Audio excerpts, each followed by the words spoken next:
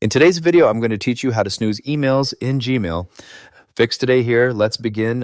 First, go to the Gmail website and make sure you're already logged into your account.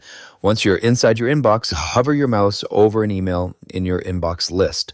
When you do this, action icons will appear on the right side of the email row. Click the snooze icon, which looks like a small clock.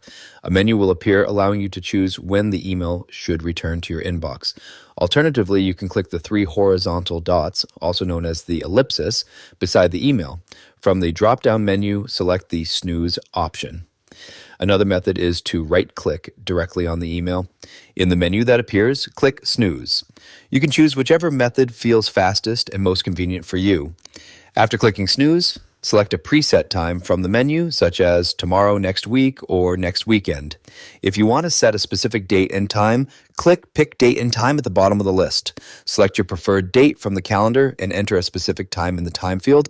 Then click the blue Save button to confirm.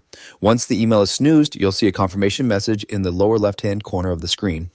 To view your snoozed messages before they return to your inbox, click Snoozed in the left sidebar menu.